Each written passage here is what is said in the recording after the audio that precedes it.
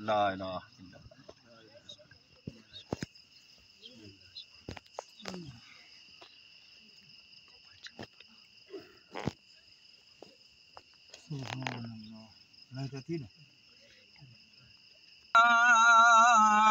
इल्लल्लाह।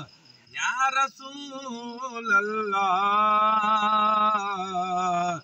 वसल्लम अलैका या हबीब अल्लाह। तेरे हुस्न जमाल दी हद कोनी, आका दीदार करा सदा हज थी वे। तू ही मालिक हुस्न दी नगरी दा, हथ पैर चुमा सदा हज थी वे। देखो मी मुदब्बर का आका छकदा है, जरा पर्दा चा सदा हज थी वे। नाशाद दे तख्त को वक्त लगे, सदा वेड़े आ सदा हज थी वे।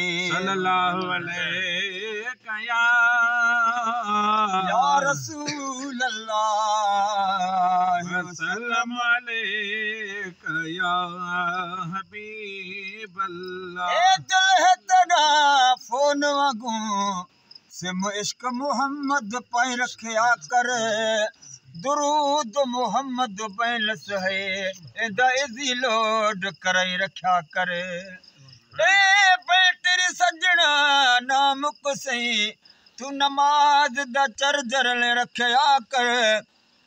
नहीं नेटवर्क होंदा बिजी मालिक दा, तू काल ते काल मिले रखा कर। सल्लल्लाहु अलैका या रसूल अल्लाह वसल्लम अलैका या हबीब अल्लाह।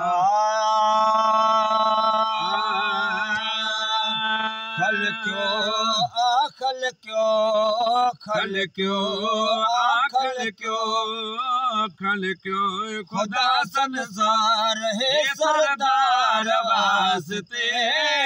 लौला कजे लजपाल अखड़न ठार वास्ते। लौला कजे लजपाल अखड़न ठार वास्ते। खल क्यों आखल क्यों खल क्यों खुदा संसार है सरदार वास्ते। लौला कजे लजपाल अखड़न ठार वास्ते। लौला कजे लजपाल अखड़न ठार वास्ते। कुदसी हदीस शरीफ में फरे मायवा परवर मुझाम था दिल बरा। कुदसी हदीस शरीफ में फरे मायवा परवर मुझाम था दिल बरा। जग में मुकम तो खे पजे इज़हार वास्ते।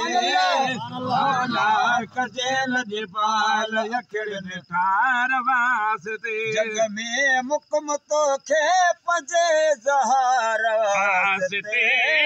लौला कजे लजपाल अखड़न ठार वास्ते। लौला कजे लजपाल अखड़न ठार वास्ते। खल क्यों आखल क्यों खल क्यों खुदा संसार है सरदार वास्ते।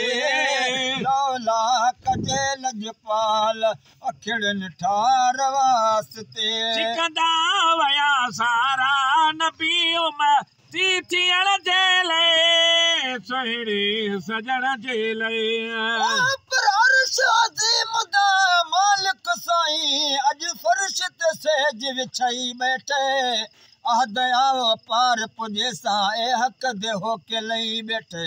लख करोड़ उघाड़े आए ढोलण सब ढकई बैठे। वल्लाह योतियन कासिमुन दी मिल्कत मुल्क विलही बैठे। जेंदे ॾिठे रूह निरजदा कुरत ऐन पढ़ई बैठे। अर्श ते हदनो को अहमद साईं इथा मुहम्मद नाम रखई बैठे। मिसकीन मोहताज छुड़ावण दी ए तहरीर लिखई बैठे। सिकंदा वया सारा नबी उम्मती थियण जेले सोहिणी सजण जेले। सिकंदा वया सारा सोहणे सजण जे लाइ आदम ईसा खां वठी दीदार वास्ते लौला कजे लजपाल यखिड़नि ठार वास्ते आदम ऐं ईसा खां वठी दीदार वास्ते लौला कजे लजपाल यखिड़नि ठार ठार वास्ते लौला कजे लजपाल अखड़नि ठार वास्ते आयो असां तुंहिंजे हिते किसे मत भलारिया मिली ज़ात प्यारिया जॾहिं मीर मके मजायो सोई तॾहिं ॿाहिरि निकिती बानी चयाई त इहो शहज़ादो मूंखे ॾियो मौसां पिया सुबहानी मौला लिखसि कुलनि ते का नबुवत जी निशानी ला इलाहा इल्लल्लाह मुहम्मद रसूलुल्लाह